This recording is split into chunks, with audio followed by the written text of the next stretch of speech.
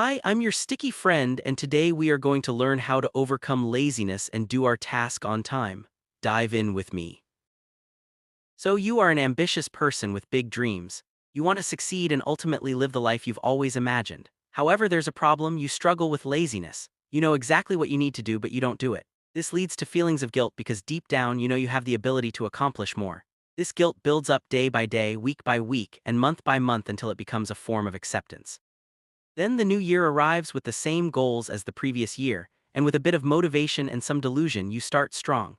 But before you realize it, procrastination sneaks into your life, just like that unexpected guest who always shows up uninvited.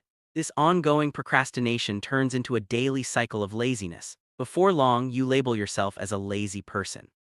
So, how can we break this cycle and free ourselves from procrastination? There are plenty of videos online, but most only address the symptoms, such as deleting social media or removing distractions. While these actions might help in the short term, they don't tackle the root cause of procrastination. This root can be summed up in one word: inertia.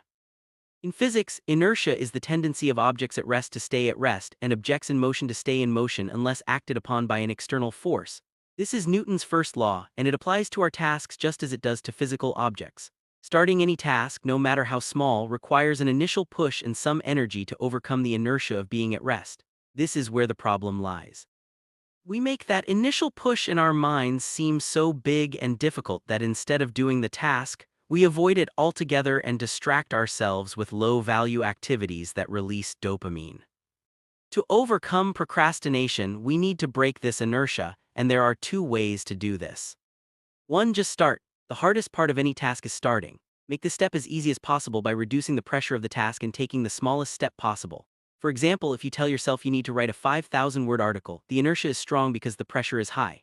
Instead, if you say you're just going to write 50 words, the inertia feels much lower because starting is now much easier, and you don't have to rely on willpower and discipline.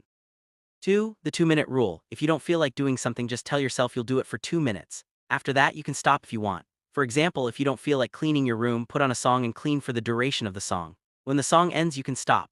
The good thing is that usually you'll continue for more than 2 minutes or end up writing more than 50 words. This is because objects in motion tend to stay in motion.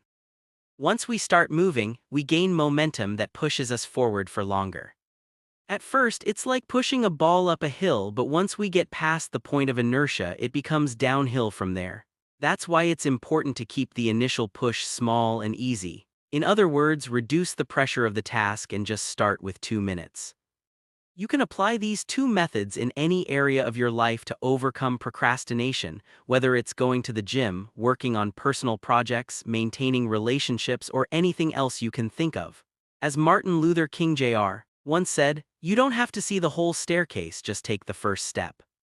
An English proverb says, "Taking 1 meter seems hard, but taking 1 centimeter feels easy."